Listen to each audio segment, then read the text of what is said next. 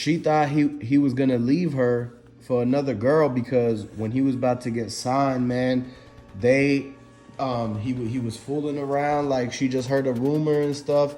But the fact that the chain that they gave him, man, he brought that back home and showed Shorty, and she was still feeling some type of way, like jealousy and thinking, she was hearing about the other girl and this. She thought when he got signed, he was about to go with one of them groupies. But that wasn't true. That actually wasn't true. So the fact that she still went ahead and basically told everybody in the hood that he just got this big old chain, like the type of chain that he just got, you get that when you for sure sign, for sure. Like that alone is worth hundreds of thousands, man. Baguettes. And you gotta look at the fact that he from the block.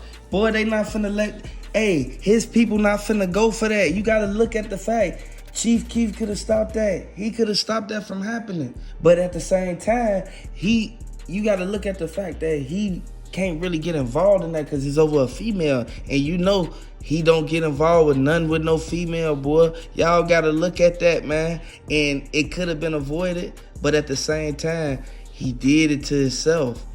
Y'all gotta really be cautious of what y'all do. Y'all gotta really fall back sometime and really not try to put yourself on the forefront to get eliminated and get knocked out the box for no reason. And look, Chief Keef, he removing himself from the situation. The fact that he already told us, like back in January, the whole New Year, they squashed everything with Young Chop. They made bread together. Like they still getting paid for everything from when Chief was a teenager.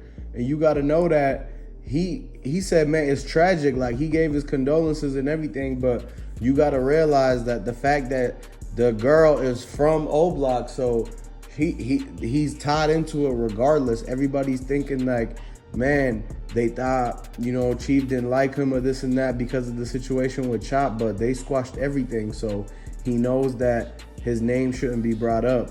But, everybody talks, that whole block, the block is saying that girl, like, he shouldn't have been with her, this and that. But I don't know, like, the fact that you just can't trust everybody, you know what I'm saying? Especially when you about to get signed, especially when you see success. Like, look at his brother. Like, he didn't do the same thing that he did, and he's still here. And you got to pay attention to the fact that Lil Jay wasn't going to never let him even get this in the game. Like, you got to understand, him and Lil Jay, they been had beef for a minute. Y'all got to understand, man, they grew up together. You got to look at the fact that if FVG Duck was still here, if they would, like Lil J he wouldn't even have to had did that to that man like that. Like, y'all got to pay attention to it. Y'all got to look at the fact, as soon as he got out, her family instantly went, because she used to mess with Lil J. If she wasn't with Lil J, like, it wouldn't have been no friction between them. Y'all gotta really be on point when stuff like this come about. Exactly, and that's why Chief Keef said that he had no part with this. Cause look, when Lil J came home, Montana 300 and Chief, they didn't go to his homewarming. They didn't go to that. So when he got out, man, they weren't there. They didn't go live or nothing. So they know that something was about to happen and that they wasn't going to talk to nobody. They wasn't going to show their face around Lil J. Like, he's fresh out. He still has fed. Literally, they still kind of like keeping the tabs on people that just get out. Anybody that knows anything about anything knows that when you just get out, you're not just completely carefree. You have to move a certain way where they they watching. So is this gonna catch up? We don't know. Like, they might stumble across evidence of this, evidence of that, but we're really gonna see in the end run. Was Lil J, did it come from the block for real? Was it the girl? Because when the text messages come out and they get everything off the computer and the Wi-Fi, you definitely gonna know that they're gonna have all the info to figure out exactly who it was that came in there. And don't forget, they got the prints. It's cold in Chicago right now. It's cold. So when they stepped on that snow and they walked in that door and that print got left, That was exactly that all they needed to figure out exactly who it is. There's only so many people who wear size 14 shoes. And you got to pay attention. Once they came out, you got to look at the neighbors saw everything. They saw everything. They saw when Lil Jay ran up. And you got to understand that the car, the black car, once they hopped out the black car, they instantly ran through the snow that was on the sidewalk. Y'all got to look at that. You left a trail. You can't be leaving trails that no seen if you doing stuff like this. And you got to understand the fact that the people not letting up. Like her family looking at it like, oh man, hey man, it's just like it is what it is. He shouldn't have did that to my daughter. You got to look at the fact. She used to mess with Lil Jay. If she wasn't messing with Lil Jay, it wouldn't have never been no type of friction between them, because you know how he feel about that. You know how he feel about that. That's why I told y'all this a revolving door, man. Y'all need to open y'all eyes, man, to what's really going on, man. You need to really pay attention and really look at the details. Exactly. And the details that just came out this morning is the forensics on the screen door. They got one of the dude's prints.